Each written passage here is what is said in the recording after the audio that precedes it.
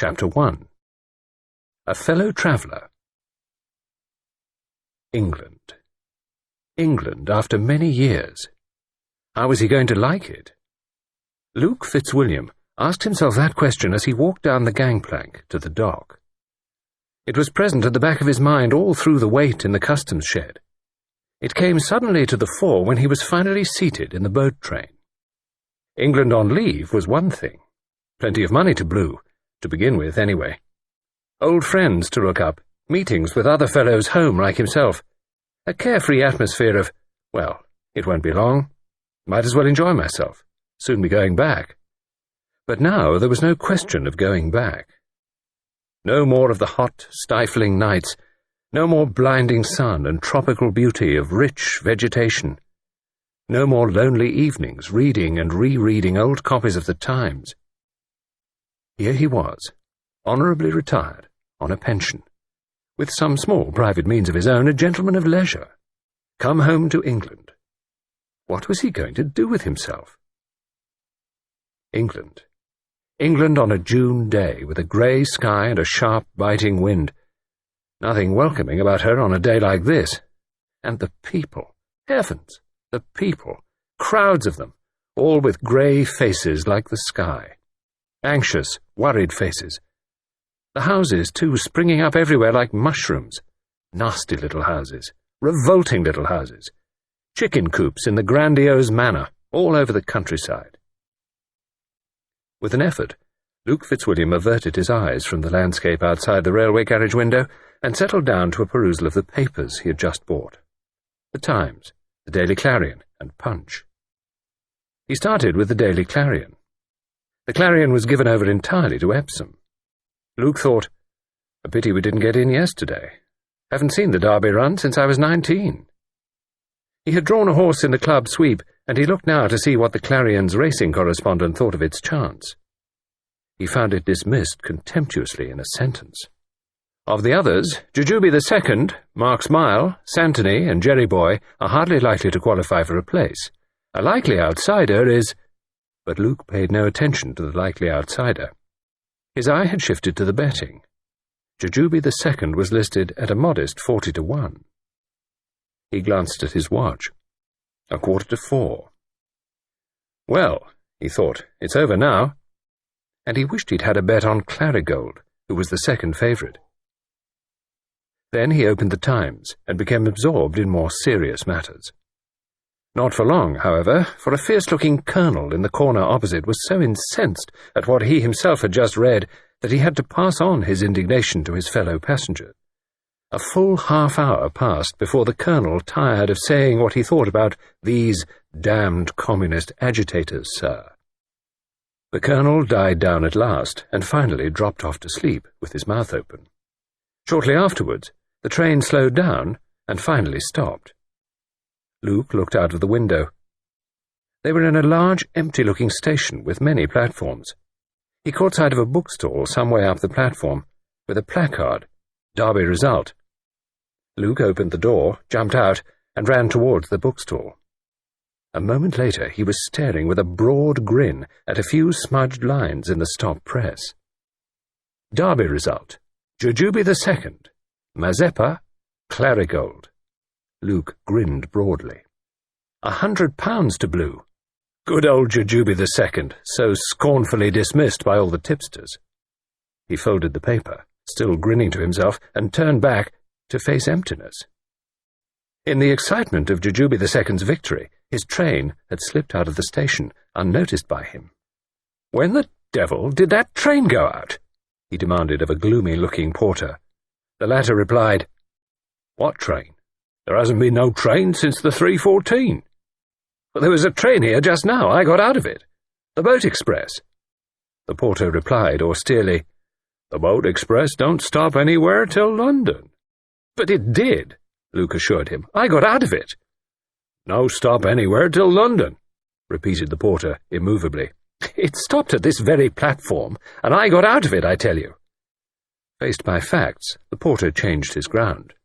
"Well, you didn't ought to have done," he said reproachfully. "It don't stop here." "But it did." "That was signal, that was. Signal against it." It isn't what you'd call stop. I'm not so good at these fine distinctions as you are, said Luke. The point is, what do I do next? The porter, a man of slow ideas, repeated reproachfully, You didn't ought to have got out. We'll admit that, said Luke. The wrong is done, past all recall. Weep we never so bitterly, we can never bring back the dead past, quoth the raven, nevermore. The moving finger writes, and having writ moves on, etc., etc., and so on and so forth. What I'm trying to get at is, what do you, a man experienced in the service of the railway company, advise me to do now? You're asking what you'd better do. That, said Luke, is the idea. There are, I presume, trains that stop, really, officially stop here? Reckon, said the porter. You'd best go on by the 4:25. If the 4:25 goes to London, said Luke, the 4:25 is the train for me. Reassured on that point, Luke strolled up and down the platform. A large board informed him that he was at Fenny Clayton Junction for Wychwood under Ash, and presently a train consisting of one carriage, pushed backwards by an antiquated little engine, came slowly puffing in and deposited itself in a modest bay. 6 or 7 people alighted, and crossing over a bridge, came to join Luke on his platform. The gloomy porter suddenly awoke to life and began pushing about a large truck of crates and baskets. Another porter joined him and began to rattle milk cans. Fenny Clayton awoke to life. At last, with immense importance, the London train came in. The third-class carriages were crowded, and of firsts there were only 3, and each one contained a traveller or travellers. Luke scrutinized each compartment. The first, a smoker, contained a gentleman of military aspect smoking a cigar. Luke felt he had had enough of Anglo-Indian colonels today. He passed on to the next one, which contained a tired-looking, genteel young woman, possibly a nursery governess, and an active-looking small boy of about 3. Luke passed on quickly. The next door was open, and the carriage contained one passenger, an elderly lady. She reminded Luke slightly of one of his aunts, his Aunt Mildred, who had courageously allowed him to keep a grass snake when he was 10 years old. Aunt Mildred had been decidedly a good aunt, as aunts go. Luke entered the carriage and sat down. After some 5 minutes of intense activity on the part of milk vans, luggage trucks, and other excitements, the train moved slowly out of the station. Luke unfolded his paper and turned to such items of news as might interest a man who had already read his morning paper. He did not hope to read it for long. Being a man of many aunts, he was fairly certain that the nice old lady in the corner did not propose to travel in silence to London. He was right. A window that needed adjusting. Dropped umbrella. And the way the old lady was telling him what a good train this was. "Only an hour and 10 minutes. That's very good, you know, very good indeed. Much better than the morning one. That takes an hour and 40 minutes. She went on. Of course, nearly everyone goes by the morning one. I mean, when it is the cheap day, it's silly to go up in the afternoon. I meant to go up this morning, but Wonky Poo was missing. That's my cat, a Persian. Such a beauty. Only he's had a painful ear lately, and of course I couldn't leave home till he was found." Luke murmured, "Of course not," and let his eyes drop ostentatiously to his paper. But it was of no avail. The flood went on. "So I just made the best of a bad job and took the afternoon train instead, and of course it's a blessing in one way because it's not so crowded. Not that that matters when one is travelling first class. Of course, I don't usually do that. I mean, I should consider it an extravagance, what with taxes and one's dividends being less and servants' wages so much more and everything, but really I was so upset because, you see, I'm going up on very important business and I wanted to think out exactly what I was going to say, just quietly, you know." Luke repressed a smile. "And when there are people, you know, travelling up too, well, one can't be unfriendly, so I thought just for once the expense was quite permissible. Though I do think nowadays there is so much waste, and nobody saves or thinks of the future. One is sorry the seconds were ever abolished. It did make just that little difference. Of course," she went on quickly with a swift glance at Luke's bronzed face, "I know soldiers on leave have to travel first class. I mean, being officers, it's expected of them." Luke sustained the inquisitive glance of a pair of bright, twinkling eyes. He capitulated at once. It would come to it, he knew, in the end. "I'm not a soldier," he said. "Oh, I'm sorry, I didn't mean... I just thought you were so brown. Perhaps home from the East, on leave?" "I'm home from the East," said Luke, "but not on leave." He stalled off further researches with a bald statement. "I'm a policeman." "In the police? Now really, that's very interesting. A dear friend of mine, her boy, has just joined the Palestine police." "Mayang Straits," said Luke, taking another shortcut. "Oh dear, very interesting, really. It's quite a coincidence, I mean, that you should be travelling in this carriage, because you see, this business I'm going up to town about, well, actually, it is to Scotland Yard I'm going." "Really?" said Luke. He thought to himself, will she run down soon, like a clock, or will this go on all the way to London? But he did not really mind very much, because he had been very fond of his Aunt Mildred, and he remembered how she had once stumped up a fiver in the nick of time. Besides, there was something very cosy and English about old ladies like this old lady and his Aunt Mildred. There was nothing at all like them in the Mayang Straits. They could be classed with plum pudding on Christmas Day and village cricket and open fireplaces with wood fires. The sort of things you appreciate a good deal when you hadn't got them and were on the other side of the world. They were also the sort of thing you got very bored with when you had a good deal of them. But as has already been told, Luke had only landed in England 3 or 4 hours ago. The old lady was continuing happily. "Yes, I meant to go up this morning, and then, as I told you, I was so worried about Wonky Poo. But you don't think it will be too late, do you? I mean, there aren't any special office hours at Scotland Yard?" "I don't think they close down at 4, or anything like that," said Luke. "No, of course they couldn't, could they? I mean, somebody might want to report a serious crime at any minute, mightn't they?" "Exactly," said Luke. For a moment the old lady relapsed into silence. She looked worried. "I always think it's better to go right to the fountainhead," she said at last. "John Reed is quite a nice fellow. That's our constable in Wychwood. A very civil-spoken, pleasant man, but I don't feel, you know, that he would be quite the person to deal with anything serious. He's quite used to dealing with people who've drunk too much, or with exceeding the speed limit, or lighting up time, or people who haven't taken out a dog licence, and perhaps with the burglary even. But I don't think... I'm quite sure he isn't the person to deal with murder." Luke's eyebrows rose. "Murder?" The old lady nodded vigorously. "Yes, murder. You're surprised, I can see. I was myself at first. I really couldn't believe it. I thought I must be imagining things." "Are you quite sure you weren't?" Luke asked gently. "Oh, no." She shook her head positively. "I might have been the first time, but not the second, or the third, or the fourth. After that, one knows." Luke said, "Do you mean there have been several murders?" The quiet, gentle voice replied, "A good many, I'm afraid." She went on, "That's why I thought it would be best to go straight to Scotland Yard and tell them about it. Don't you think that's the best thing to do?" Luke looked at her thoughtfully. Then he said, "Why, yes, I think you're quite right." He thought to himself, "They'll know how to deal with her. Probably get half a dozen old ladies a week coming in burbling about the amount of murders committed in their nice, quiet country villages. There may be a special department for dealing with the old dears." And he saw, in imagination, a fatherly superintendent, or a good-looking young inspector, tactfully murmuring, "Thank you, ma'am, very grateful to you, I'm sure. Now, just go back and leave it all in our hands, and don't worry about it any more." He smiled a little to himself at the picture.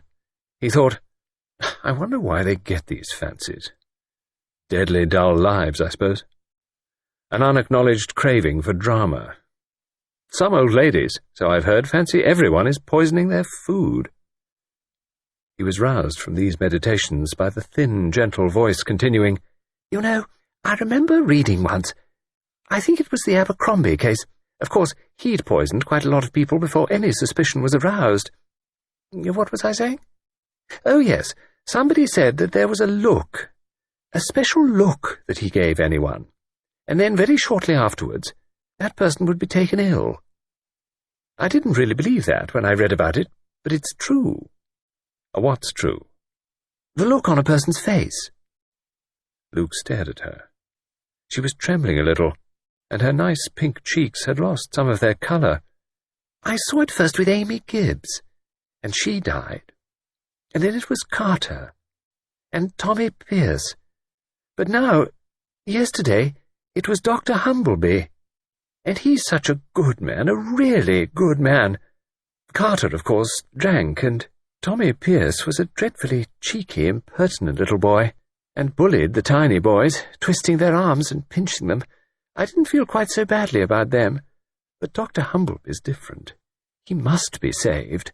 And the terrible thing is that if I went to him and told him about it, he wouldn't believe me. He'd only laugh, and John Reed wouldn't believe me either. But at Scotland Yard it will be different, because naturally they're used to crime there. She glanced out of the window. Oh dear, we shall be in a minute. She fussed a little, opening and shutting her bag, collecting her umbrella. Thank you. Thank you so much. This to Luke as he picked up the umbrella for the second time. It's been such a relief talking to you. Most kind of you, I'm sure. So glad you think I'm doing the right thing. Luke said kindly, I'm sure they'll give you good advice at Scotland Yard. I really am most grateful. She fumbled in her bag. My card. Oh dear, I only have one. I must keep that. For Scotland Yard. Oh, of course. But my name is Pinkerton. A very suitable name too, Miss Pinkerton, said Luke, smiling, adding hastily as she looked a little bewildered, My name is Luke Fitzwilliam. As the train drew into the platform, he added, Can I get you a taxi? Oh, no, thank you. Miss Pinkerton seemed quite shocked at the idea. I shall take the tube. That will take me to Trafalgar Square, and I shall walk down Whitehall. Well, good luck, said Luke. Miss Pinkerton shook him warmly by the hand. So kind, she murmured again. You know, just at first I thought that you didn't believe me. Luke had the grace to blush. Well, he said, so many murders. Rather hard to do a lot of murders and get away with it, eh? Miss Pinkerton shook her head. She said earnestly, No, my dear boy, that's where you're wrong. It's very easy to kill, so long as no one suspects you, and you see, the person in question is just the last person anyone would suspect. Well, anyway, good luck, said Luke. Miss Pinkerton was swallowed up in the crowd. He himself went off in search of his luggage, thinking as he did so, just a little bit batty? No, I don't think so. A vivid imagination, that's all. Hope they let her down lightly. Rather an old dear. Chapter 2. Obituary Notice. Jimmy Lorimer was one of Luke's oldest friends. As a matter of course, Luke stayed with Jimmy as soon as he got to London. It was with Jimmy that he sallied forth on the evening of his arrival in search of amusement. It was Jimmy's coffee that he drank with an aching head the morning after, and it was Jimmy's voice that went unanswered while he read twice over a small, insignificant paragraph in the morning paper. Sorry, Jimmy, he said, coming to himself with a start. What were you absorbed in? The political situation? Luke grinned. No fear. No, it's rather queer. Old pussy I travelled up with in the train yesterday got run over. Probably trusted to a Belisha beacon, said Jimmy. How do you know it's her? Oh, of course it mayn't be, but it's the same name. Pinkerton. She was knocked down and killed by a car as she was crossing Whitehall. The car didn't stop. Nasty business, said Jimmy. Yes, poor old bean. I'm sorry. She reminded me of my Aunt Mildred. Whoever was driving that car will be for it. Bring in manslaughter as likely as not. I tell you, I'm scared stiff of driving a car nowadays. What have you got at present in the way of a car? Ford V8. I tell you, my boy. The conversation became severely mechanical. Jimmy broke it off to ask, What the devil are you humming? Luke was humming to himself. Fiddle-dee-dee, fiddle-dee-dee, the fly has married the bumblebee. He apologized. Nursery rhyme remembered from my childhood. Can't think what put it into my head. It was over a week later that Luke, carelessly scanning the front page of the Times, gave a sudden startled exclamation. Well, I'm damned. Jimmy Lorimer looked up. What's the matter? Luke did not answer. He was staring at a name in the printed column. Jimmy repeated his question. Luke raised his head and looked at his friend. His expression was so peculiar that Jimmy was quite taken aback. "What's up, Luke? You look as though you've seen a ghost." For a minute or two, the other did not reply. He dropped the paper, strode to the window, and back again. Jimmy watched him with increasing surprise. Luke dropped into a chair and leaned forward. "Jimmy, old son, do you remember my mentioning an old lady I travelled up to town with, the day I arrived in England?" "Oh, the one you said reminded you of your Aunt Mildred, and then she got run over by a car." "That's the one. Listen, Jimmy. The old girl came out with a long rigmarole of how she was going up to Scotland Yard to tell them about a lot of murders. There was a murderer loose in her village, that's what it amounted to, and he'd been doing some pretty rapid execution." "You didn't tell me she was batty," said Jimmy. "I didn't think she was." "Oh, come now, old boy. Wholesale murder?" Luke said impatiently. "I didn't think she was off her head. I thought she was just letting her imagination run away with her like old ladies sometimes do." "Well, yes, I suppose that might have been it. But she was probably a bit touched as well, I should think. Never mind what you think, Jimmy. At the moment, I'm telling you, see?" "Oh, quite. Well, get on with it." "She was quite circumstantial. Mentioned one or two victims by name, and then explained that what had really rattled her was the fact that she knew who the next victim was going to be." "Yes," said Jimmy encouragingly. "Sometimes a name sticks in your head for some silly reason or other. This name stuck in mine because I linked it up with a silly nursery rhyme they used to sing to me when I was a kid. Fiddle-dee-dee, fiddle-dee-dee, the fly has married the bumblebee. Very intellectual, I'm sure, but what's the point? The point, my good ass, is that the man's name was Humbleby. Dr. Humbleby. My old lady said Dr. Humbleby would be the next, and she was distressed because he was such a good man. The name stuck in my head because of the aforementioned rhyme." "Well?" said Jimmy. "Well, look at this." Luke passed over the paper, his finger pressed against an entry in the column of deaths. "Humbleby, on June 13th, suddenly, at his residence, Sandgate, Wychwood-under-Ash, John Edward Humbleby, M.D., beloved husband of Jessie Rose Humbleby. Funeral Friday. No flowers, by request." You see, Jimmy? That's the name, and the place, and he's a doctor. What do you make of it? Jimmy took a moment or two to answer. His voice was serious when he said at last, rather uncertainly, "I suppose it's just a damned odd coincidence. Is it, Jimmy? Is it? Is that all it is?" Luke began to walk up and down again. "What else could it be?" asked Jimmy. Luke wheeled round suddenly. "Suppose that every word that dear, bleating old sheep said was true. Suppose that that fantastic story was just the plain, literal truth. Oh, come on now, old boy. That would be a bit thick. Things like that don't happen. What about the Abercrombie case?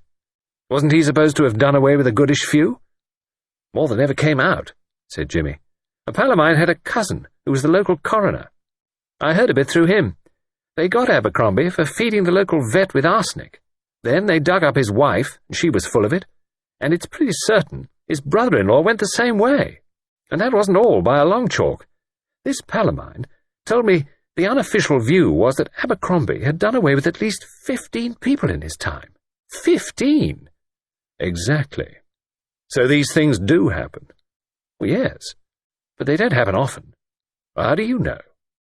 They may happen a good deal oftener than you suppose. There speaks the police-waller. Can't you forget you're a policeman now that you've retired into private life?" "Once a policeman, always a policeman, I suppose," said Luke. "Now look here, Jimmy. Supposing that before Abercrombie had got so foolhardy as fairly to push his murders under the nose of the police, and some dear loquacious old spinster had just simply guessed what he was up to and had trotted off to tell someone in authority about it. Do you suppose they'd have listened to her?" Jimmy grinned. "No fear. Exactly. They'd have said she'd got bats in the belfry, just as you said. Or they'd have said too much imagination, not enough to do, as I said. And both of us, Jimmy, would have been wrong." Lorimer took a moment or two to consider. Then he said, "What's the position, exactly, as it appears to you?" Luke said slowly. "The case stands like this. I was told a story. An improbable, but not an impossible story. One piece of evidence, the death of Dr. Humbleby, supports that story. And there's one other significant fact. Miss Pinkerton was going to Scotland Yard with this improbable story of hers, but she didn't get there. She was run over and killed by a car that didn't stop." Jimmy objected. "You don't know that she didn't get there? She might have been killed after her visit, not before." "She might have been, yes, but I don't think she was." "Well, that's pure supposition. It boils down to this. You believe in this melodrama."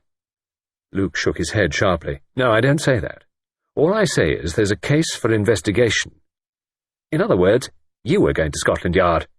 "No, it hasn't come to that yet. Not nearly. As you say, this man Humbleby's death may be merely a coincidence." "Then what, may I ask, is the idea?" "The idea is to go down to this place and look into the matter." "So that's the idea, is it? Or don't you agree that that is the only sensible way to set about it?" Jimmy stared at him. Then he said, "Are you serious about this business, Luke?" "Absolutely." "Suppose the whole thing's a mare's nest?" "That would be the best thing that could happen." "Yes, of course."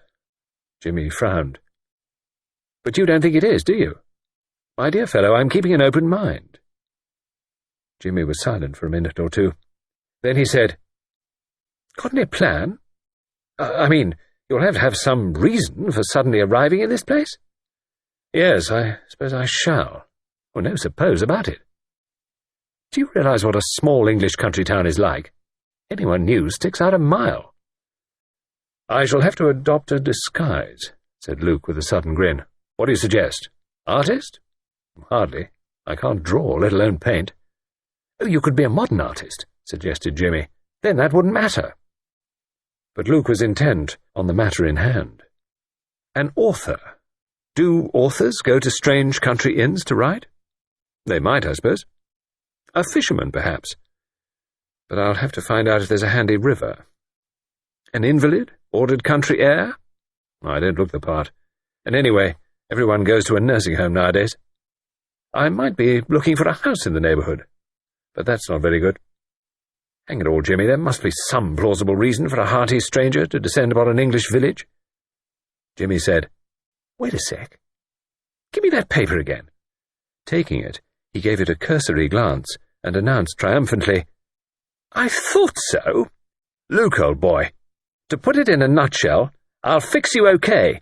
Everything's as easy as winking." Luke wheeled round. "What?" Jimmy was continuing with modest pride. "I thought something struck a chord. Witchwood under Ash, of course, the very place." "Have you by any chance a pal who knows the coroner there?" "But not this time.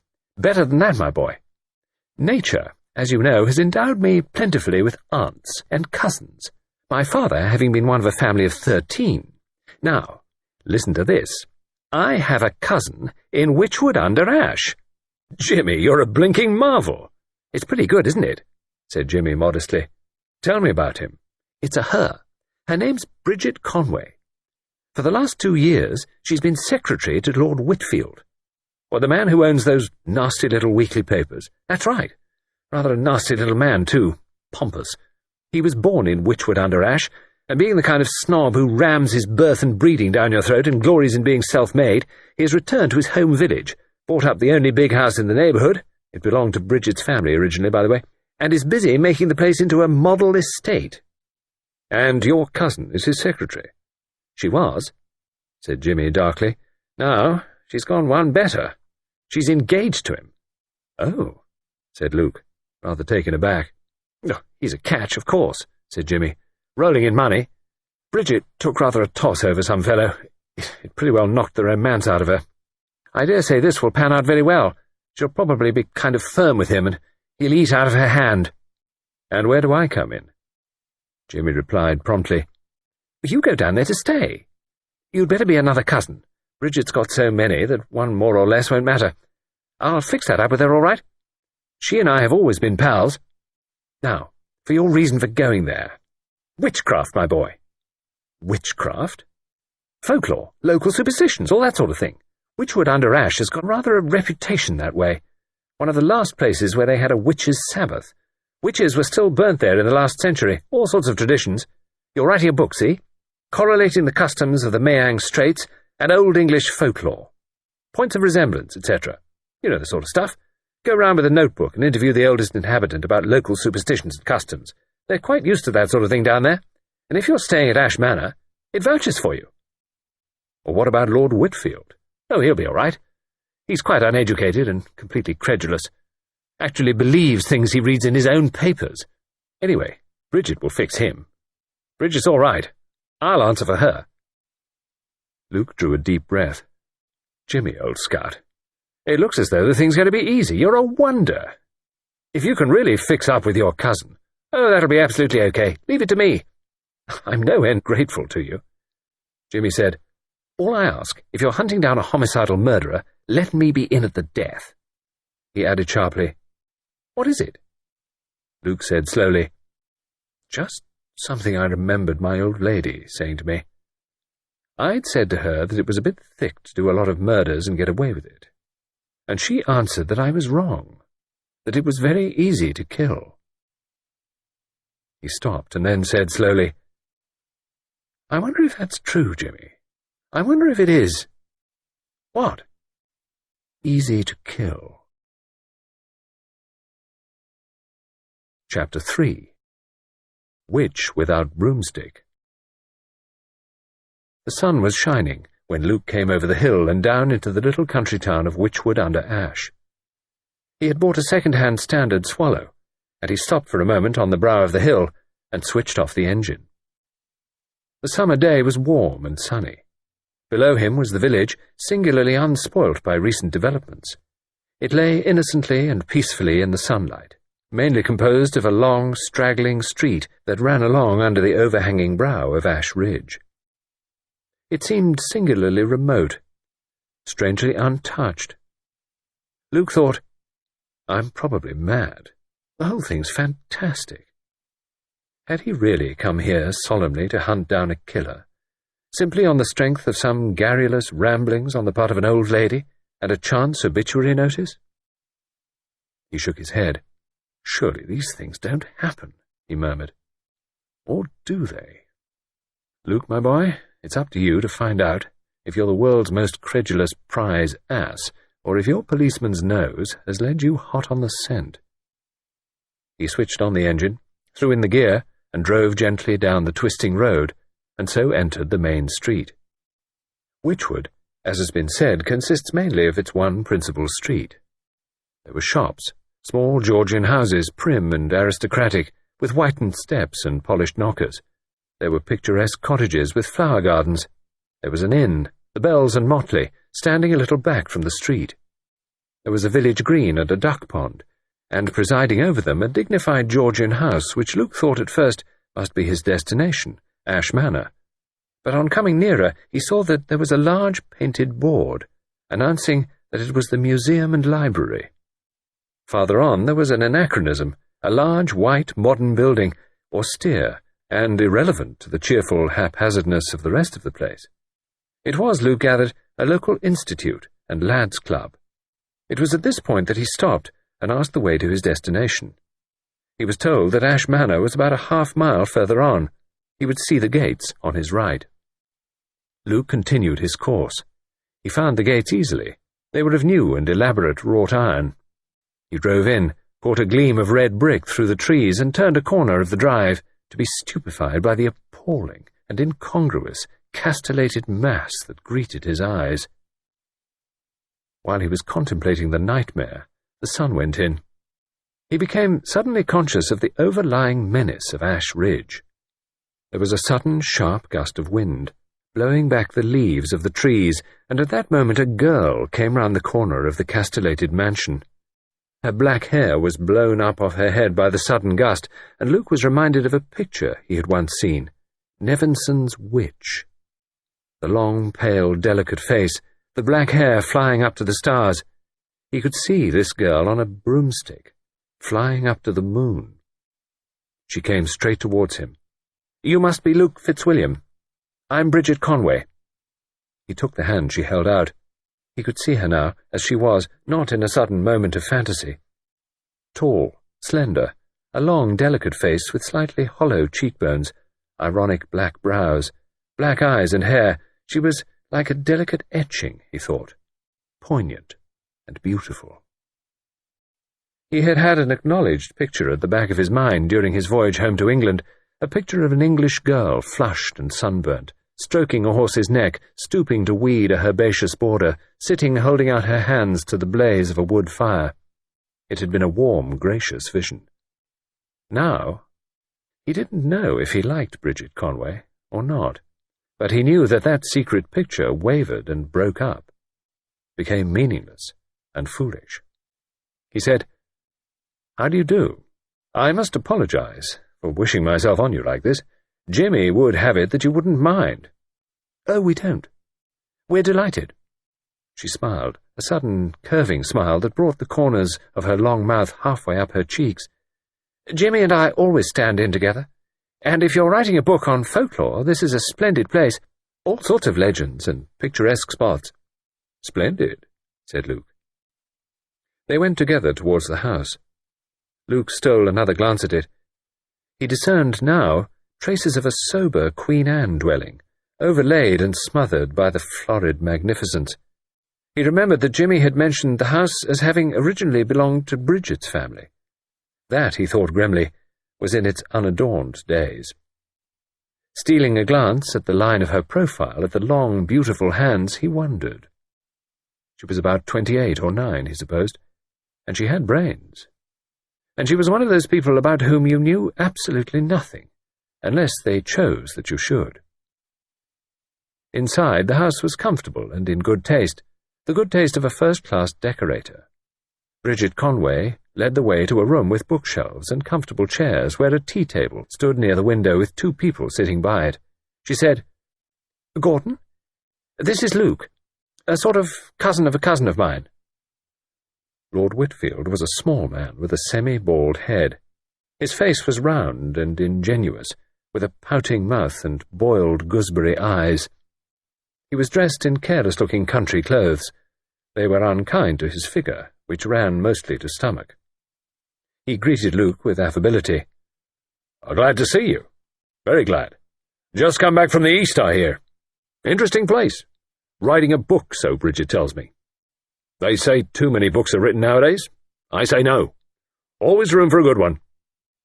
Bridget said, "My aunt, Mrs. Anstruther," and Luke shook hands with a middle-aged woman with a rather foolish mouth. Mrs. Anstruther, as Luke soon learned, was devoted body and soul to gardening. She never talked of anything else, and her mind was constantly occupied by considerations of whether some rare plant was likely to do well in the place she intended to put it. After acknowledging the introduction, she said now, "You know, Gordon, the ideal spot for a rockery would be just beyond the rose garden, and then you could have the most marvellous water garden where the stream comes through that dip." Lord Whitfield stretched himself back in his chair. "Oh, you fix all that up with Bridget," he said easily. "Rock plants are niggly little things, I think, but that doesn't matter." Bridget said, "Rock plants aren't sufficiently in the grand manner for you, Gordon." She poured out some tea for Luke, and Lord Whitfield said placidly, "That's right. They're not what I call good value for money. Little bits of flowers you can hardly see. I like a nice show in a conservatory, or some good beds of scarlet geraniums." Mrs. Anstruther, who possessed par excellence the gift of continuing with her own subject, undisturbed by that of anyone else, said, "I believe that those new rock roses would do perfectly in this climate," and proceeded to immerse herself in catalogues. Throwing his squat little figure back in his chair, Lord Whitfield sipped his tea and studied Luke appraisingly. "So, you write books," he murmured. Feeling slightly nervous, Luke was about to enter on explanations when he perceived that Lord Whitfield was not really seeking for information. "I've often thought," said his lordship complacently, "that I'd like to write a book myself." "Yes," said Luke. "I could, mark you," said Lord Whitfield, "and a very interesting book it would be.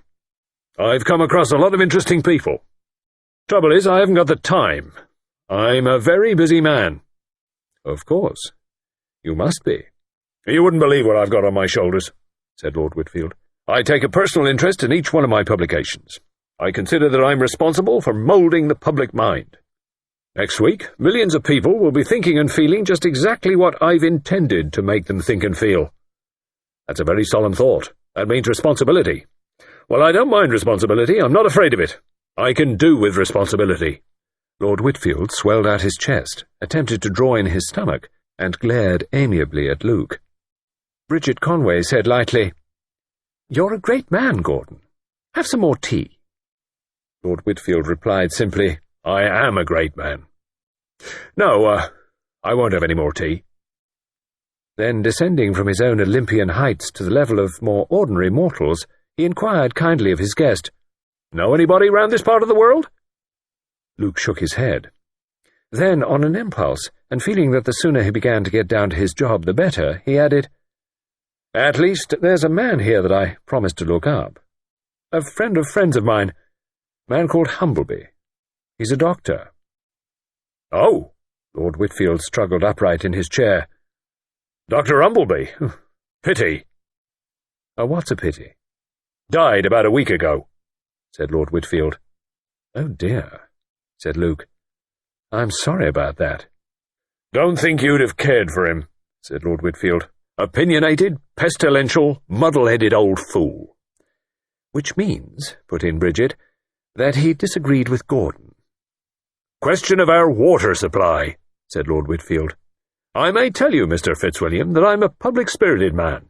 I've got the welfare of this town at heart. I was born here. Yes, born in this very town."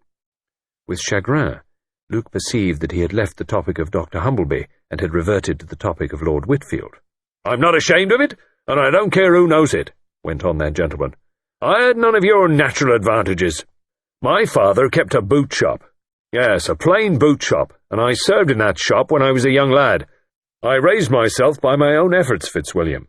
I determined to get out of the rut, and I got out of the rut. Perseverance, hard work, and the help of God, that's what did it. That's what made me what I am today." Exhaustive details of Lord Whitfield's career were produced for Luke's benefit, and the former wound up triumphantly, "And here I am, and the whole world's welcome to know how I got here. I'm not ashamed of my beginnings, oh no, sir. I've come back here, where I was born. Do you know what stands where my father's shop used to be? A fine building, built and endowed by me.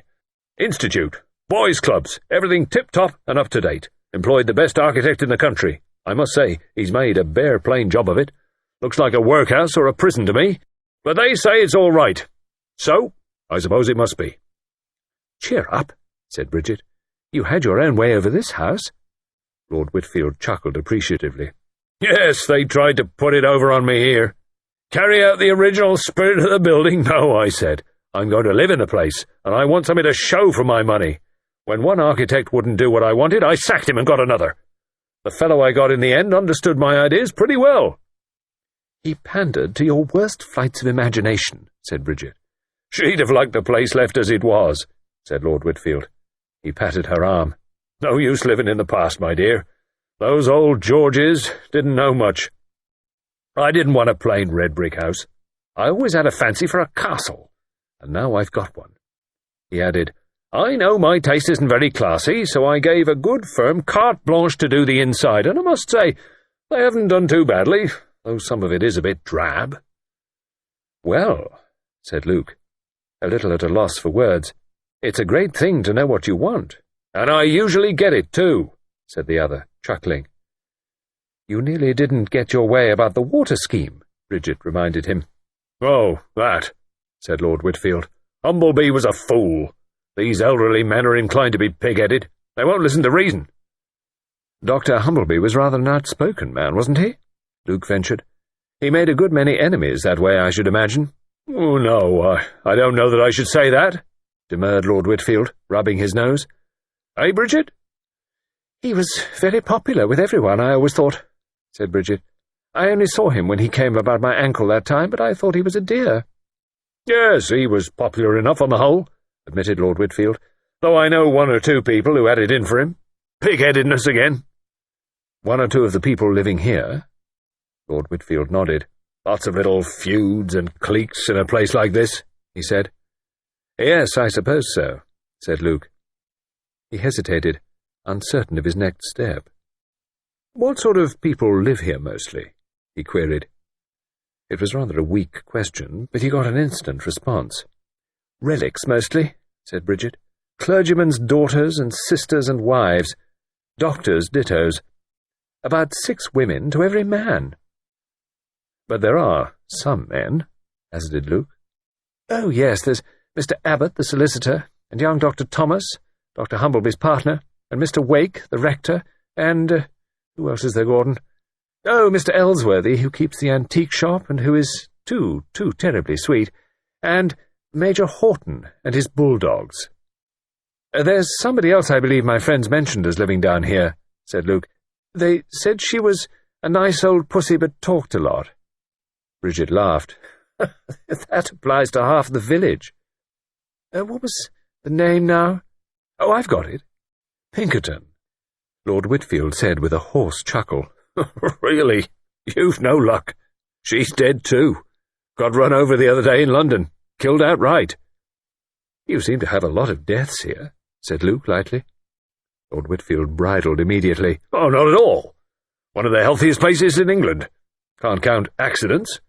They may happen to anyone." But Bridget Conway said thoughtfully, "As a matter of fact, Gordon, there have been a lot of deaths in the last year. They're always having funerals." "Nonsense, my dear," Luke said. "Was Dr. Humbleby's death an accident, too?" Lord Whitfield shook his head. "Oh, no," he said. "Humbleby died of acute septicemia. Just like a doctor. Scratched his finger with a rusty nail or something. Paid no attention to it, and it turned septic. He was dead in 3 days. "Doctors are rather like that," said Bridget. "And of course they're very liable to infection, I suppose, if they don't take care. It was sad, though. His wife was broken-hearted." "No good rebelling against the will of Providence," said Lord Whitfield easily. But was it the will of Providence? Luke asked himself later as he changed into his dinner jacket. Septicemia? Perhaps. A very sudden death, though. And there echoed through his head Bridget Conway's lightly spoken words, "There have been a lot of deaths in the last year." Chapter 4. Luke makes a beginning. Luke had thought out his plan of campaign with some care, and prepared to put it into action without more ado when he came down to breakfast the following morning. The gardening aunt was not in evidence, but Lord Whitfield was eating kidneys and drinking coffee, and Bridget Conway had finished her meal and was standing at the window looking out. After good mornings had been exchanged and Luke had sat down with a plentifully heaped plate of eggs and bacon, he began. "I must get to work," he said. "Difficult thing is to induce people to talk. You know what I mean, not people like you and, Bridget." He remembered just in time not to say Miss Conway. "You'd tell me anything you knew. But the trouble is, you wouldn't know the things I want to know. That is, local superstitions. You'd hardly believe the amount of superstition that still lingers in out-of-the-way parts of the world. Why, there's a village down in Devonshire.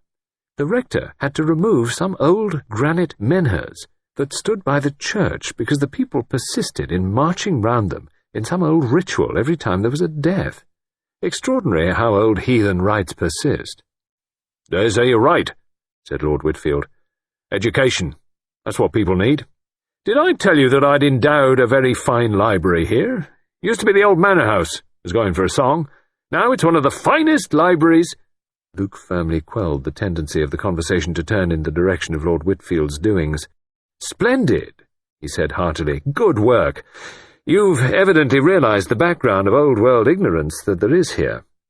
Of course, from my point of view, that's just what I want, old customs, old wives' tales, hints of the old rituals, such as—" Here followed, almost verbatim, a page of a work that Luke had read up for the occasion.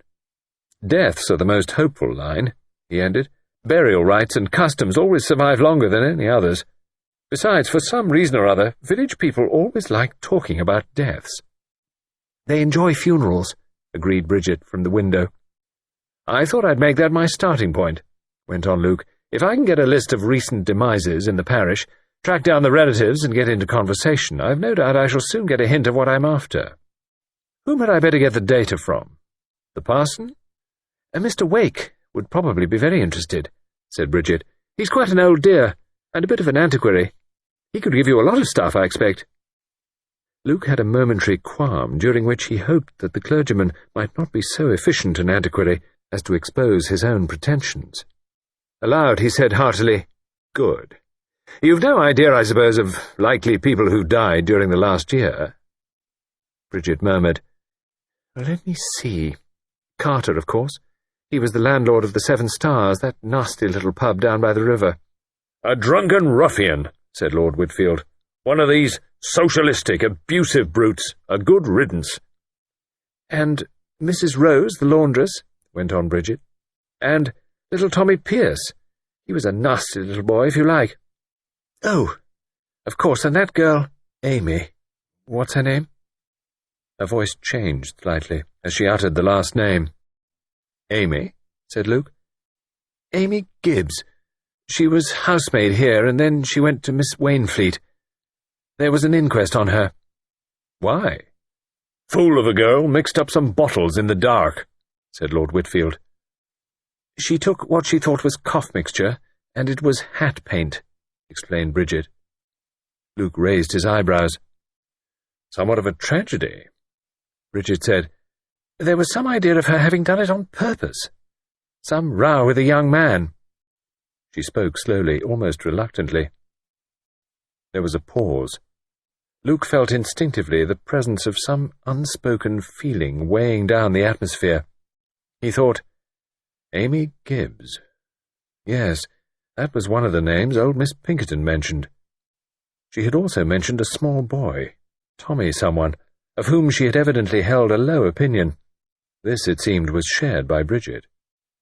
And yes, he was almost sure the name Carter had been spoken too. Rising, he said lightly, "Talking like this makes me feel rather ghoulish, as though I'd dabbled only in graveyards. Marriage customs are interesting too, but rather more difficult to introduce into conversation unconcernedly." "I should imagine that was likely," said Bridget, with a faint twitch of the lips. "Ill-wishing or overlooking, there's another interesting subject," went on Luke with a would-be show of enthusiasm. "You often get that in these old-world places. Know of any gossip of that kind here?" Lord Whitfield slowly shook his head. Bridget Conway said, "We shouldn't be likely to hear of things like that."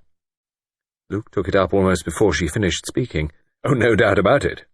I've got to move in lower social spheres to get what I want. I'll be off to the vicarage first and see what I can get there. After that, perhaps, a visit to the Seven Stars, did you say? What about the small boy of unpleasant habits? Did he leave any sorrowing relatives? Mrs. Pierce keeps a tobacco and paper shop in the High Street." "That," said Luke, "is nothing less than providential. Well, I'll be on my way." With a swift, graceful movement, Bridget moved from the window. "I think," she said, "I'll come with you, if you don't mind." "Of course not." He said it as heartily as possible, but he wondered if she had noticed that, just for a moment, he had been taken aback. It would have been easier for him to handle an elderly antiquarian clergyman without an alert, discerning intelligence by his side. "Oh well," he thought to himself, "it's up to me to do my stuff convincingly." Bridget said, "Will you just wait, Luke, while I change my shoes?" Luke, the Christian name uttered so easily, gave him a queer, warm feeling. And yet what else could she have called him? Since she had agreed to Jimmy's scheme of cousinship, she could hardly call him Mr. Fitzwilliam. He thought, suddenly and uneasily, what does she think of it all? In God's name, what does she think? Queer that had not worried him beforehand. Jimmy's cousin had just been a convenient abstraction, a lay figure. He had hardly visualized her, just accepted his friend's dictum that Bridget would be all right. He had thought of her, if he had thought of her at all, as a little blonde secretary person, astute enough to have captured a rich man's fancy. Instead, she had force, brains, a cool, clear intelligence, and he had no idea what she was thinking of him. He thought, she's not an easy person to deceive. "I'm ready now." She had joined him so silently that he had not heard her approach. She wore no hat, and there was no net on her hair. As they stepped out from the house, the wind, sweeping round the corner of the castellated monstrosity, caught her long black hair and whipped it into a sudden frenzy round her face. She said, smiling, "You need me to show you the way." "Oh, it's very kind of you," he answered punctiliously, and wondered if he had imagined a sudden, swiftly passing, ironic smile. Looking back at the battlements behind him, he said irritably, "What an abomination! Couldn't anyone stop him?" Bridget answered, "An Englishman's house is his castle. Literally so in Gordon's case. He adores it." Conscious that the remark was in bad taste, yet unable to control his tongue, he said, "It's your old home, isn't it? Do you adore to see it the way it is now?" She looked at him then. A steady, slightly amused look it was. "I hate to destroy the dramatic picture you were building up," she murmured, "but actually I left here when I was 2.5, so you see the old home motive doesn't apply. I can't even remember this place." "You're right," said Luke. "Forgive the lapse into film language." She laughed. "Truth," she said, "is seldom romantic." And there was a sudden bitter scorn in her voice that startled him. He flushed a deep red under his tan, then realized suddenly that the bitterness had not been aimed at him. It was her own scorn, and her own bitterness. Luke was wisely silent, but he wondered a good deal about Bridget Conway. 5 minutes brought them to the church and to the vicarage that adjoined it. They found the vicar in his study. Alfred Wake was a small, stooping old man with very mild blue eyes and an absent-minded but courteous air. He seemed pleased, but a little surprised by the visit. "Mr. Fitzwilliam is staying with us at Ash Manor," said Bridget, "and he wants to consult you about a book he's writing." Mr. Wake turned his mild, inquiring eyes towards the younger man, and Luke plunged into explanations. He was nervous, doubly so. Nervous in the first place because this man had no doubt a far deeper knowledge of folklore and superstitious rites and customs than one could acquire by merely hurriedly cramming from a haphazard collection of books. Secondly, he was nervous because Bridget Conway was standing by, listening.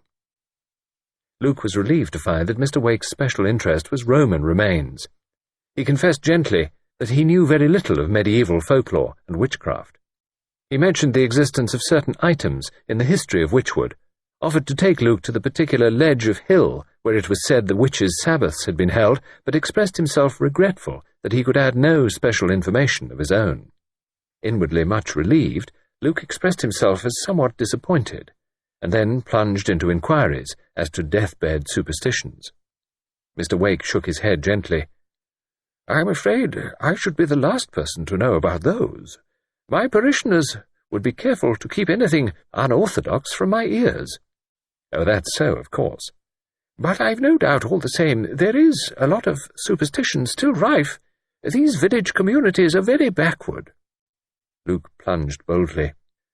"I've been asking Miss Conway for a list of all the recent deaths she could remember. I thought I might get at something that way. I suppose you could supply me with a list so that I could pick out the likelies." Yes, that could be managed. Giles, our sexton, a good fellow, but sadly deaf, could help you there. Let me see now. There have been a good many. A treacherous spring and a hard winter behind it, and then a good many accidents. Quite a cycle of bad luck there seems to have been." "Sometimes," said Luke, "a cycle of bad luck is attributed to the presence of a particular person." Yes, the old story of Jonah. But I do not think there have been any strangers here. Nobody, that is to say, outstanding in any way, and I've certainly never heard any rumour of such feeling. But then again, as I said, perhaps I shouldn't. Now, let me see. Quite recently we have had Dr. Humbleby and poor Lavinia Pinkerton. A fine man, Dr. Humbleby. Bridget put in. "Mr. Fitzwilliam knows friends of his." "Oh, do you indeed? Very sad. His loss will be much felt. A man with many friends." "But surely a man with some enemies, too," said Luke. "I'm only going by what I've heard my friends say," he went on hastily. Mr. Wake sighed. A man who spoke his mind, and a man who wasn't always very tactful, shall we say?" He shook his head. "It does get people's backs up. But he was greatly beloved among the poorer classes." Luke said carelessly, "You know, I always feel that one of the most unpalatable facts to be faced in life is the fact that every death that occurs means a gain to someone. I don't mean only financially." The vicar nodded thoughtfully. "I see your meaning, yes. We read in an obituary notice that a man is regretted by everybody, but that can only be true very rarely, I fear. In Dr. Humbleby's case, there is no denying that his partner, Dr. Thomas, will find his position very much improved by Dr. Humbleby's death." "How is that?" "Thomas, I believe, is a very capable fellow. Certainly Humbleby always said so. But he didn't get on here very well. He was, I think, overshadowed by Humbleby, who was a man of very definite magnetism. Thomas appeared rather colourless in contrast. He didn't impress his patients at all. I think he worried over it too, and that made him worse, more nervous and tongue-tied. As a matter of fact, I've noticed an astonishing difference already. More aplomb, more personality. I think he feels a new confidence in himself. He and Humbleby didn't always agree, I believe. Thomas was all for newer methods of treatment, and Humbleby preferred to stick to the old ways. There were clashes between them more than once, over that, as well as over a matter nearer home. But there, I mustn't gossip." Bridget said softly and clearly, "But I think Mr. Fitzwilliam would like you to gossip." Luke shot her a quick, disturbed look. Mr. Wake shook his head doubtfully, and then went on, smiling a little in deprecation. "I'm afraid one learns to take too much interest in one's neighbour's affairs. Rose Humbleby is a very pretty girl. One doesn't wonder that Geoffrey Thomas lost his heart. And, of course, Humbleby's point of view was quite understandable, too. The girl is young, and buried away here she hadn't much chance of seeing other men." "He objected," said Luke. "Very definitely. Said they were far too young. And, of course, young people resent being told that. There was a very definite coldness between the two men. But I must say that I'm sure Dr. Thomas was deeply distressed at his partner's unexpected death." "Septicemia, Lord Whitfield told me." "Yes, just a little scratch that got infected. Doctors run grave risks in the course of their profession, Mr. Fitzwilliam." "They do indeed," said Luke. Mr. Wake gave a sudden start. "But I have wandered a long way from what we were talking about," he said. "A gossiping old man, I'm afraid. We were speaking of the survival of pagan death customs and of recent deaths. There was Lavinia Pinkerton, one of our more kindly church helpers. Then there was that poor girl, Amy Gibbs. You might discover something in your line there, Mr. Fitzwilliam. There was just a suspicion, you know, that it might have been suicide. And there are certain rather eerie rites in connection with that type of death. There is an aunt, not, I fear, a very estimable woman, and not very much attached to her niece, but a great talker." "Valuable," said Luke. "Then there was Tommy Pierce. He was in the choir at one time, a beautiful treble, quite angelic, but not a very angelic boy otherwise, I'm afraid. We had to get rid of him in the end. He made the other boys behave so badly. Poor lad. I'm afraid he was not very much liked anywhere. He was dismissed from the post office, where we got him a job as a telegraph boy. He was in Mr. Abbott's office for a while, but there again he was dismissed very soon, interfered with some confidential papers, I believe. Then, of course, he was at Ash Manor for a time, wasn't he, Miss Conway, as garden boy, and Lord Whitfield had to discharge him for gross impertinence. I was so sorry for his mother, a very decent, hard-working soul. Miss Wainfleet very kindly got him some odd window-cleaning work. Lord Whitfield objected at first, then suddenly he gave in. Actually, it was sad that he did so." "Why?" "Because the boy was killed that way. He was cleaning the top windows of the library, the old hall, you know, and tried some silly fooling, dancing on the window ledge or something of that sort, lost his balance, or else became dizzy and fell. A nasty business. He never recovered consciousness and died a few hours after they got him to hospital." "Did anyone see him fall?" asked Luke, with interest. "No, he was on the garden side, not the front of the house. They estimate he lay there for about half an hour before anyone found him." "Who did find him?" "Miss Pinkerton. You remember, the lady I mentioned just now who was unfortunately killed in a street accident the other day. Poor soul, she was terribly upset. A nasty experience. She had obtained permission to take a cutting of some plants and found the boy lying where he had fallen." "It must have been a very unpleasant shock," said Luke thoughtfully. "A greater shock," he thought to himself, "than you know." "A young life cut short is a very sad thing," said the old man, shaking his head. "Tommy's faults may have been mainly due to high spirits." "He was a disgusting bully," said Bridget. "You know he was, Mr. Wake, always tormenting cats and stray puppies and pinching other little boys." I know. Mr. Wake shook his head sadly. "But you know, dear Miss Conway, sometimes cruelty is not so much innate as due to the fact that imagination is slow in ripening. That is why, if you conceive of a grown man with the mentality of a child, you realize that the cunning and brutality of a lunatic may be quite unrealized by the man himself. A lack of growth somewhere. That, I am convinced, is at the root of much of the cruelty and stupid brutality in the world today. One must put away childish things." He shook his head and spread out his hands. Bridget said in a voice suddenly hoarse, "Yes, you're right. I know what you mean. A man who is a child is the most frightening thing in the world." Luke looked at her with some curiosity. He was convinced that she was thinking of some particular person, and although Lord Whitfield was in some respects exceedingly childish, he did not believe she was thinking of him. Lord Whitfield was slightly ridiculous, but he was certainly not frightening. Luke Fitzwilliam wondered very much whom the person Bridget was thinking of might be. Chapter 5. Visit to Miss Wainfleet. Mr. Wake murmured a few more names to himself. "Let me see now. Poor Mrs. Rose, and old Bell, and that child of the Elkins, and Harry Carter. They're not all my people, you understand. Mrs. Rose and Carter were dissenters, and that cold spell in March took off poor old Ben Stanbury at last. 92 he was." "Amy Gibbs died in April," said Bridget. "Yes, poor girl, a sad mistake to happen." Luke looked up to find Bridget watching him. She lowered her eyes quickly. He thought with some annoyance, "There's something here that I haven't got on to.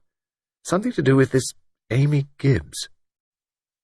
When they had taken their leave of the vicar and were outside again, he said, "Just who and what was Amy Gibbs?" Bridget took a minute or two to answer.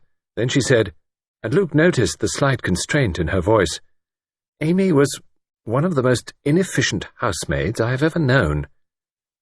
"Oh, that's why she got the sack?" "No, she stayed out after hours playing about with some young man. Gordon has very moral and old-fashioned views. Sin, in his view, does not take place until after 11 o'clock, but then it is rampant. So he gave the girl notice, and she was impertinent about it." Luke asked, "A good-looking girl?"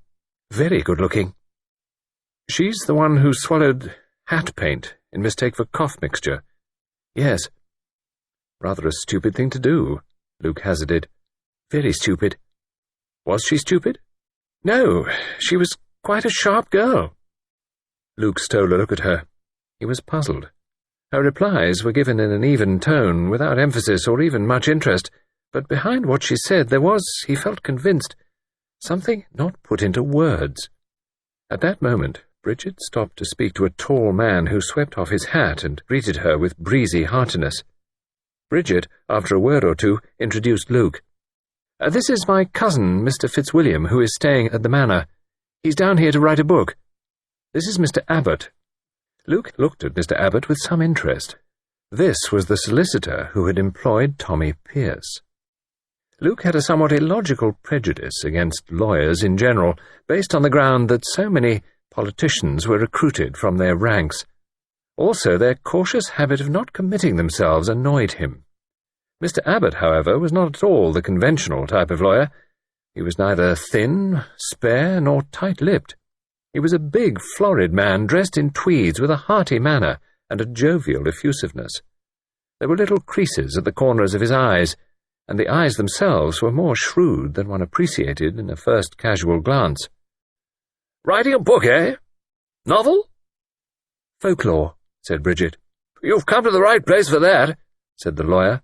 "Wonderfully interesting part of the world here." "So I've been led to understand," said Luke. "I dare say you could help me a bit. You must come across curious old deeds, or know of some interesting surviving customs." "Well, I don't know about that. Maybe. "Much belief in ghosts round here?" asked Luke. "As to that I couldn't say. I really couldn't say." "No haunted houses?" "No, I don't know of anything of that kind." "There's the child superstition, of course," said Luke. "Death of a boy-child, a violent death, that is. The boy always walks, not a girl-child. Interesting, that." "Very," said Mr. Abbott. "I never heard of that before." Since Luke had just invented it, that was hardly surprising. "Seems there was a boy here, Tommy something, was in your office at one time. I've reason to believe they think that he's walking." Mr. Abbott's red face turned slightly purple. "Tommy Pierce? Good-for-nothing, prying, meddlesome jackanapes." Spirits always seem to be mischievous. Good law-abiding citizens seldom trouble this world after they've left it. "Who's seen him? What's this story?" "These things are difficult to pin down," said Luke. "People won't come out into the open with a statement, just in the air, so to speak." Yes, I suppose so." Luke changed the subject adroitly. "The real person to get hold of is the local doctor. They hear a lot in the poorer cases they attend. All sorts of superstitions and charms. Probably love philters, and all the rest of it." "Oh, you must get on to Thomas. Good fellow, Thomas.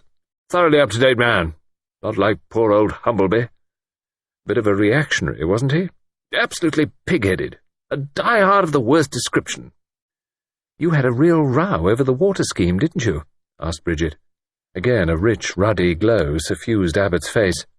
"Humbleby stood dead in the way of progress," he said sharply. "He held out against the scheme. He was pretty rude, too, in what he said. Didn't mince his words. Some of the things he said to me were positively actionable." Bridget murmured, "But lawyers never go to law, do they? They know better." Abbott laughed immoderately. His anger subsided as quickly as it had arisen. "Pretty good, Miss Bridget. And you're not far wrong. We who are in it know too much about law. Well, I must be getting along. Give me a call if you think I can help you in any way, Mr. Fitzwilliam," said Luke. "Thanks. I will." End of Disc 1. Disc 2. As they walked on, Bridget said, "Your methods, I note, are to make statements and see what they provoke." "My methods," said Luke, "are not strictly truthful, if that is what you mean." "I've noticed that." A little uneasy, he hesitated what to say next, but before he could speak, she said, "If you want to hear more about Amy Gibbs, I can take you to someone who could help you." "Who is that?" "A Miss Wainfleet. Amy went there after she left the manor. She was there when she died." "Oh, I see." He was a little taken aback. "Well, thank you very much." "She lives just here." They were crossing the village green. Inclining her head in the direction of the big Georgian house that Luke had noticed the day before, Bridget said, "That's Witch Hall. It's a library now." Adjoining the hall was a little house that looked rather like a doll's house in proportion. Its steps were dazzlingly white, its knocker shone, and its window curtains showed white and prim. Bridget pushed open the gate and advanced to the steps. As she did so, the front door opened, and an elderly woman came out. She was, Luke thought, completely the country spinster. Her thin form was neatly dressed in a tweed coat and skirt, and she wore a grey silk blouse with a cairngorm brooch. Her hat, A conscientious felt sat squarely upon her well-shaped head. Her face was pleasant, and her eyes, through her pince-nez, decidedly intelligent. She reminded Luke of those nimble black goats that one sees in Greece. Her eyes held just that quality of mild, inquiring surprise. "Good morning, Miss Wainfleet," said Bridget. "This is Mr. Fitzwilliam." Luke bowed. "He's writing a book about deaths and village customs and general gruesomeness." "Oh, dear," said Miss Wainfleet. "How very interesting." And she beamed encouragingly upon him. He was reminded of Miss Pinkerton. "I thought," said Bridget, and again he noted that curious flat tone in her voice, "that you might tell him something about Amy." "Oh," said Miss Wainfleet. "About Amy?" "Yes, about Amy Gibbs." He was conscious of a new factor in her expression. She seemed to be thoughtfully summing him up. Then, as though coming to a decision, she drew back into the hall. "Do come in," she said. "I can go out later." No, in answer to a protest from Luke. "I had really nothing urgent to do, just a little unimportant domestic shopping." The small drawing-room was exquisitely neat and smelled faintly of burnt lavender. There were some Dresden china shepherds and shepherdesses on the mantelpiece, simpering sweetly. There were framed watercolours, 2 samplers, and 3 needlework pictures on the wall. There were some photographs of what were obviously nephews and nieces, and some good furniture, a Chippendale desk, some little satin-wood tables, and a hideous and rather uncomfortable Victorian sofa. Miss Wainfleet offered her guests chairs, and then said apologetically, "I'm afraid I don't smoke myself, so I have no cigarettes, but do please smoke if you like." Luke refused, but Bridget promptly lighted a cigarette.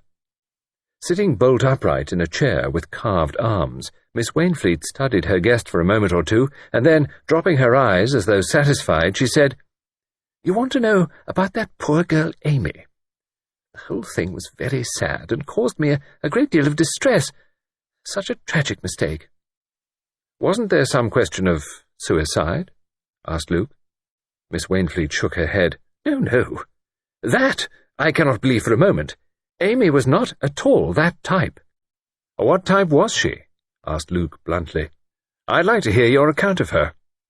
Miss Wainfleet said, "Well, of course she wasn't at all a good servant, but nowadays really one is thankful to get anybody. She was very slipshod over her work and always wanting to go out. Well, of course she was young, and girls are like that nowadays. They don't seem to realize that their time is their employer's." Luke looked properly sympathetic, and Miss Wainfleet proceeded to develop her theme. "She wasn't the sort of girl I care for, rather a bold type, though, of course, I wouldn't like to say much now that she's dead. One feels unchristian, though really I don't think that is a logical reason for suppressing the truth." Luke nodded. He realized that Miss Wainfleet differed from Miss Pinkerton in having a more logical mind and better processes of thought. "She was fond of admiration," went on Miss Wainfleet, "and was inclined to think a lot of herself. Mr. Ellsworthy, he keeps the new antique shop, but he is actually a gentleman. He dabbles a little in watercolours, and he had done 1 or 2 sketches of the girl's head, and I think, that rather gave her ideas. She was inclined to quarrel with the young man she was engaged to, Jim Harvey. He's a mechanic at the garage, and very fond of her." Miss Wainfleet paused, and then went on, "I shall never forget that dreadful night. Amy had been out of sorts. A nasty cough, and one thing and another. Those silly, cheap silk stockings they wear, and shoes with paper soles practically. Of course they catch chills. And she'd been to the doctor that afternoon." Luke asked quickly, "Dr. Humbleby or Dr. Thomas?" "Dr. Thomas, and he gave her the bottle of cough mixture that she brought back with her. Something quite harmless, a stock mixture, I believe. She went to bed early, and it must have been about 1 in the morning when the noise began. An awful kind of choking scream. I got up and went to her door, but it was locked on the inside. I called to her, but couldn't get any answer. Cook was with me, and we were both terribly upset. And then we went to the front door, and luckily there was Reed, our constable, just passing on his beat, and we called to him. He went round the back of the house and managed to climb up on the outhouse roof, and as her window was open, he got in quite easily that way and unlocked the door. Poor girl. It was terrible. They couldn't do anything for her, and she died in hospital a few hours later. And it was, what, hat paint? Yes, oxalic acid poisoning is what they called it. The bottle was about the same size as the Cofflingtus one. The latter was on her washstand, and the hat paint was by her bed. She must have picked up the wrong bottle and put it by her in the dark, ready to take if she felt badly. That was the theory at the inquest. Miss Wainfleet stopped. Her intelligent goat's eyes looked at him, and he was aware that some particular significance lay behind them. He had the feeling that she was leaving some part of the story untold, and a stronger feeling that, for some reason, she wanted him to be aware of the fact. There was a silence. A long and rather difficult silence. Luke felt like an actor who does not know his cue. He said rather weakly, "And you don't think it was suicide?" Miss Wainfleet said promptly, "Certainly not. If the girl had decided to make away with herself, she would have bought something, probably. This was an old bottle of stuff that she must have had for years. And anyway, as I've told you, she wasn't that kind of girl." "So you think what?" said Luke bluntly. Miss Wainfleet said, "I think it was very unfortunate." She closed her lips and looked at him earnestly. Just when Luke was feeling that he must try desperately to say something anticipated, a diversion occurred. There was a scratching at the door, and a plaintive mew. Miss Wainfleet sprang up and went to open the door, whereupon a magnificent orange Persian walked in. He paused, looked disapprovingly at the visitor, and sprang upon the arm of Miss Wainfleet's chair. Miss Wainfleet addressed him in a cooing voice. "Why, Wonky-Poo, where's my Wonky-Poo been all the morning?" The name struck a chord of memory. Where had he heard something about a Persian cat called Wonky-Poo? He said, "That's a very handsome cat. Have you had him long?" Miss Wainfleet shook her head. "Oh, no. He belonged to an old friend of mine, Miss Pinkerton. She was run over by one of those horrid motor cars, and of course I couldn't have let Wonky-Poo go to strangers. Lavinia would have been most upset. She simply worshipped him, and he is very beautiful, isn't he?" Luke admired the cat gravely. Miss Wainfleet said, "Be careful of his ears. They've been rather painful lately." Luke stroked the animal warily. Bridget rose to her feet. She said, "We must be going." Miss Wainfleet shook hands with Luke. "Perhaps," she said, "I shall see you again before long." Luke said cheerfully, "I hope so, I'm sure." He thought she looked puzzled and a little disappointed. Her gaze shifted to Bridget, a rapid look with a hint of interrogation in it. Luke felt that there was some understanding between the two women from which he was excluded. It annoyed him, but he promised himself to get to the bottom of it before long. Miss Wainfleet came out with them. Luke stood a minute on the top of the steps, looking with approval on the untouched primness of the village green and the duck pond. "Marvellously unspoiled, this place," he said. Miss Wainfleet's face lit up. "Yes, indeed," she said eagerly. "Really, it is still just as I remembered it as a child. We lived in the hall, you know. But when it came to my brother, he did not care to live in it. Indeed, could not afford to do so, and it was put up for sale. A builder had made an offer and was, I believe, going to develop the land. I think that was the phrase. Fortunately, Lord Whitfield stepped in and acquired the property and saved it. He turned the house into a library and museum. Really, it is practically untouched. I act as librarian twice a week there, unpaid, of course, and I can't tell you what a pleasure it is to be in the old place and know that it will not be vandalized. And really, it is a perfect setting. You must visit our little museum one day, Mr. Fitzwilliam. There are some quite interesting local exhibits." "I shall certainly make a point of doing so, Miss Wainfleet." "Lord Whitfield has been a great benefactor to Witchwood," said Miss Wainfleet. "It grieves me that there are people who are sadly ungrateful." Her lips pressed themselves together. Luke discreetly asked no more questions. He said goodbye again. When they were outside the gate, Bridget said, "Do you want to pursue further researches, or shall we go home by way of the river? It's a pleasant walk." Luke answered promptly, He had no mind for further investigations with Bridget Conway standing by listening. He said, "Go round by the river, by all means." They walked along the high street. One of the last houses had a sign decorated in old gold lettering with the word antiques on it. Luke paused and peered through one of the windows into the cool depths. "Rather a nice slipware dish there," he remarked. "Due for an aunt of mine. Wonder how much they want for it. Shall we go in and see? Do you mind? I like pottering about antique shops. Sometimes one picks up a good bargain." "I doubt if you will here," said Bridget dryly. "Ellsworthy knows the value of his stuff pretty accurately, I should say." The door was open. In the hall were chairs and settees and dressers with china and pewter on them. 2 rooms full of goods opened at either side. Luke went into the room on the left and picked up the slipware dish. At the same moment, a dim figure came forward from the back of the room where he had been sitting at a Queen Anne walnut desk. "Ah, dear Miss Conway, what a pleasure to see you." "Good morning, Mr. Ellsworthy." Mr. Ellsworthy was a very exquisite young man dressed in a colour scheme of russet brown. He had a long, pale face with a womanish mouth, long, black, artistic hair, and a mincing walk. Luke was introduced, and Mr. Ellsworthy immediately transferred his attention to him.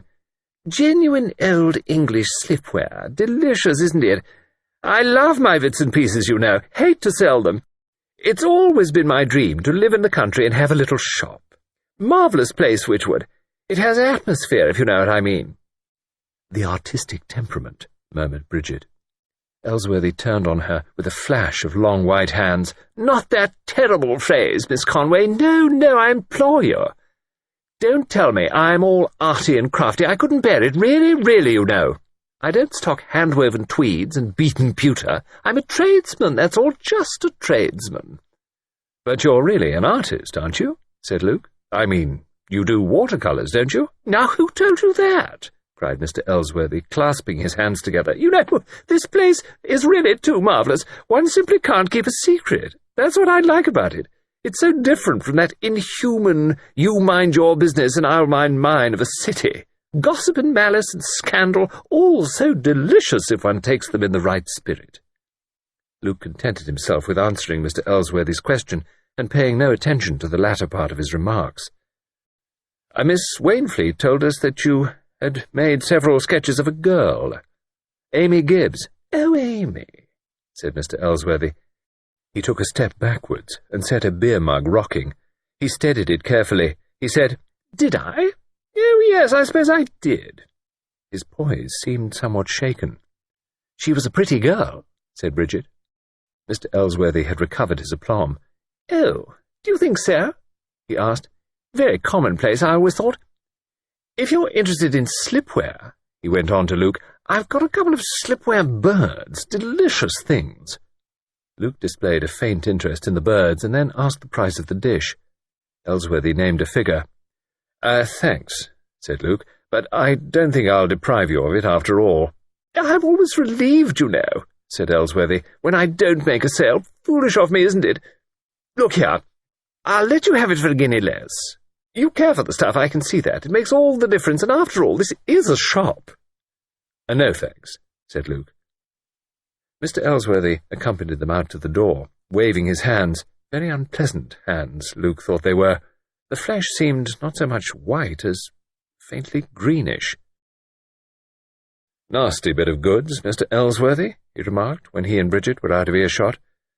"A nasty mind, and nasty habits, I should say," said Bridget. "Why does he really come to a place like this?" "I believe he dabbles in black magic. Not quite black masses, but that sort of thing. The reputation of this place helps." Luke said rather awkwardly, "Good Lord. I suppose he's the kind of chap I really need. I ought to have talked to him on the subject." "Do you think so?" said Bridget. "He knows a lot about it." Luke said rather uneasily, "I'll look him up some other day." Bridget did not answer. They were out of the town now. She turned aside to follow a footpath, and presently they came to the river. There they passed a small man with a stiff moustache and protuberant eyes. He had 3 bulldogs with him, to whom he was shouting hoarsely in turn. "Nero! Come here, sir! Nearly leave it! Drop it, I tell you! Augustus! Augustus, I say!" He broke off to raise his hat to Bridget, stared at Luke with what was evidently a devouring curiosity, and passed on, resuming his hoarse expostulations. "Major Horton and his bulldogs?" quoted Luke. "Quite right. Haven't we seen practically everyone of note in Wychwood this morning?" "Practically." "I feel rather obtrusive," said Luke. "I suppose a stranger in an English village is bound to stick out a mile," he added ruefully, remembering Jimmy Lorimer's remarks. "Major Horton never disguises his curiosity very well," said Bridget. "He did stare, rather." "He's the sort of man you could tell was a major anywhere," said Luke, rather viciously. Bridget said abruptly, "Shall we sit on the bank a bit? We've got lots of time." They sat on a fallen tree that made a convenient seat. Bridget went on, "Yes, Major Horton is very military, has an orderly room manner. You'd hardly believe he was the most henpecked man in existence a year ago." "What, that fellow?" "Yes, he had the most disagreeable woman for a wife that I've ever known. She had the money, too, and never scrupled to underline the fact in public. Poor brute. Horton, I mean. He behaved very nicely to her, always the officer and gentleman. Personally, I wonder he didn't take a hatchet to her." "She wasn't popular, I gather." "Everybody disliked her. She snubbed Gordon and patronized me and made herself generally unpleasant wherever she went." "But I gather a merciful providence removed her." "Yes, about a year ago. Acute gastritis. She gave her husband, Dr. Thomas, and 2 nurses absolute hell. But she died all right. The bulldogs brightened up at once. Intelligent brutes." There was a silence. Bridget was idly picking at the long grass. Luke frowned at the opposite bank unseeingly. Once again, the dreamlike quality of his mission obsessed him. How much was fact? How much imagination? Wasn't it bad for one to go about studying every fresh person you met as a potential murderer? Something degrading about that point of view. "Damn it all," thought Luke. "I've been a policeman too long."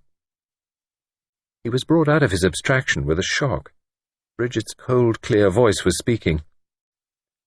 "Mr. Fitzwilliam," she said, "just exactly why have you come down here?" Chapter 6. Hat Paint. Luke had been just in the act of applying a match to a cigarette. The unexpectedness of her remark momentarily paralyzed his hand. He remained quite motionless for a second or two, then the match burned down and scorched his fingers. "Damn," said Luke, as he dropped the match and shook his hand vigorously. "Beg your pardon. You gave me rather a nasty jolt." He smiled ruefully. "Did I?" "Yes." He sighed. "Oh, well, I suppose anyone of real intelligence was bound to see through me. That story of my writing a book on folklore didn't take you in for a moment, I suppose." "Not after I'd once seen you." "You believed it up to then?" "Yes." "All the same, it wasn't really a good story," said Luke critically. "I mean, any man might want to write a book, but the bit about coming down here and passing myself off as a cousin, I suppose that made you smell a rat." Bridget shook her head. "No, I had an explanation for that. I thought I had, I mean. I presumed you were pretty hard up. A lot of my and Jimmy's friends are that, and I thought he suggested the cousin stunt so that it would save your pride." "But when I arrived," said Luke, "my appearance immediately suggested such opulence that explanation was out of the question." Her mouth curved in its slow smile. "Oh, no," she said. "It wasn't that. It was simply that you were the wrong kind of person. Not sufficient brains to write a book? Don't spare my feelings, I'd rather know. Oh, you might write a book, but not that kind of book. Old superstitions, delving into the past, not that sort of thing. You're not the kind of man to whom the past means much. Perhaps not even the future. Only just the present." I see." He made a wry face. "Damn it all. You've made me nervous ever since I got here. You look so confoundedly intelligent." "I'm sorry," said Bridget dryly. "What did you expect?" "Well, I really hadn't thought about it." But she went on calmly. "A fluffy little person with just enough brains to realize her opportunities and marry her boss?" Luke made a confused noise. She turned a cool, amused glance on him. "I quite understand. It's all right. I'm not annoyed." Luke chose effrontery. "Well, perhaps it was something faintly approaching that, but I didn't think much about it." She said slowly, "No, you wouldn't. You don't cross your fences till you get to them." But Luke was despondent. "Oh, I've no doubt I did my stuff pretty rottenly." "Has Lord Whitfield seen through me too?" "Oh, no. If you said you'd come down here to study the habits of water beetles and write a monograph about them, would have been okay with Gordon. He's got a beautiful, believing mind." "All the same, I wasn't a bit convincing. I got rattled somehow." "I cramped your style," said Bridget. "I saw that.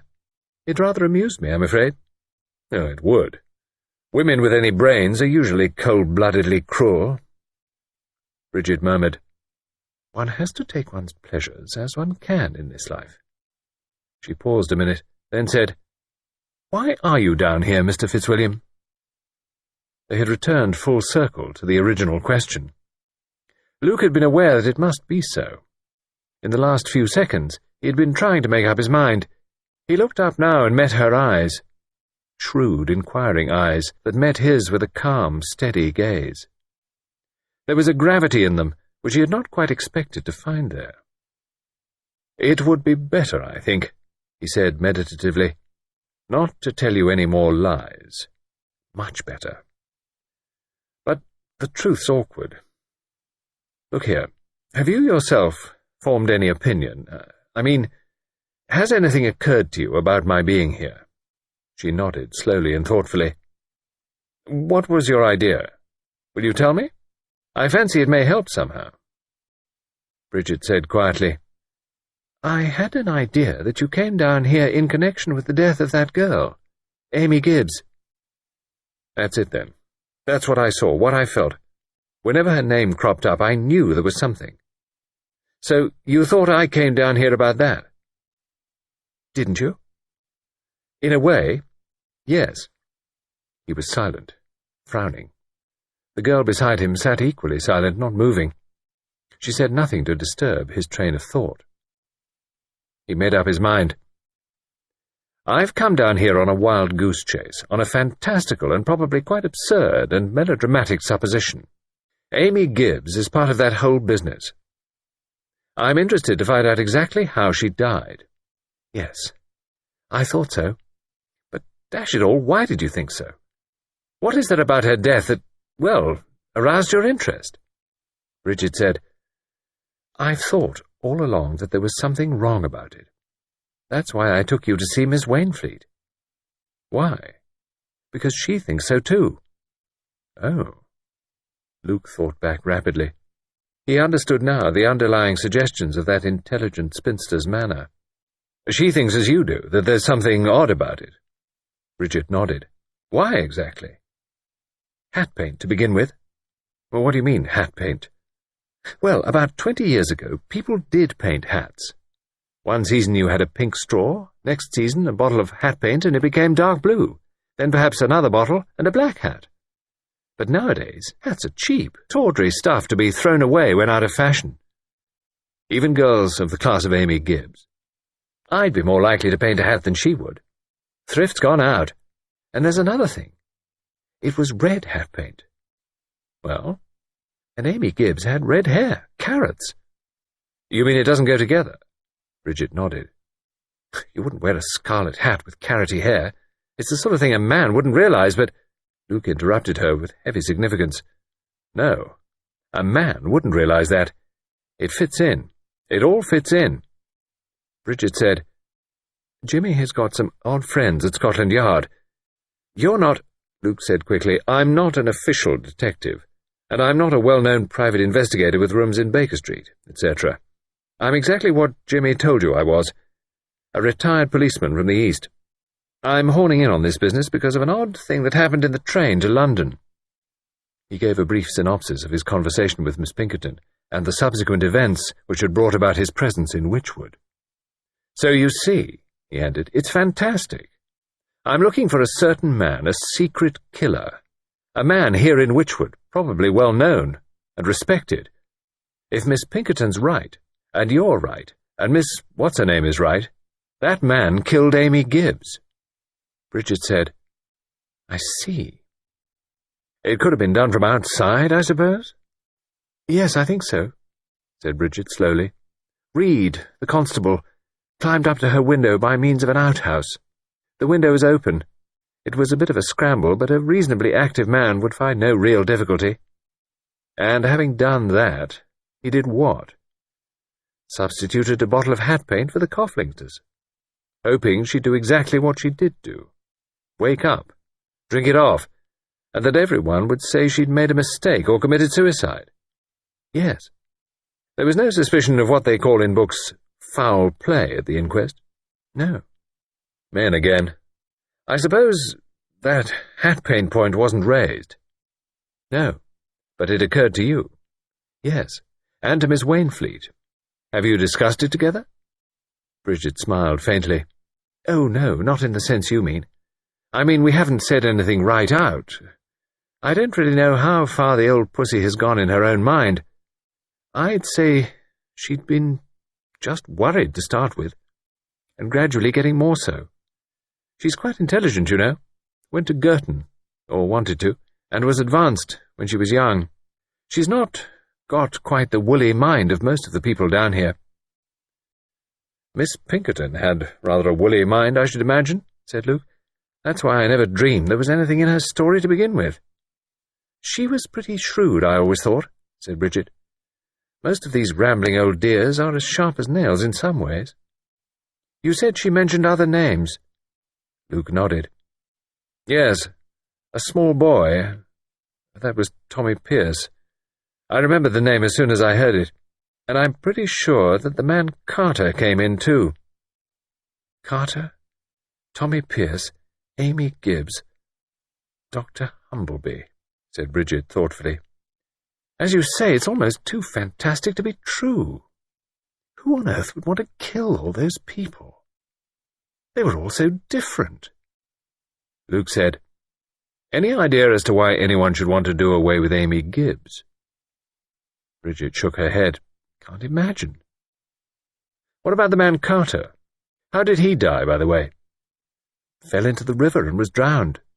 He was on his way home. It was a misty night and he was quite drunk. There's a footbridge with a rail on only one side. It was taken for granted that he missed his footing. But someone could quite easily have given him a shove." "Oh, yes. And somebody else could quite easily have given nasty little Tommy a push when he was window cleaning." "Again, yes." "So it boils down to the fact that it's really quite easy to remove 3 human beings without anyone suspecting." "Miss Pinkerton suspected," Bridget pointed out. "So she did, bless her.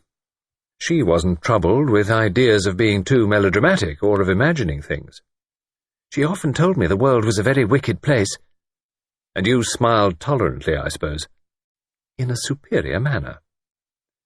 "Anybody who can believe 6 impossible things before breakfast wins hands down at this game." Bridget nodded. Luke said, "I suppose it's no good my asking you if you've a hunch of any kind. There's no particular individual in Wychwood who gives you a creepy feeling down the spine, or who has strange pale eyes or a queer maniacal giggle.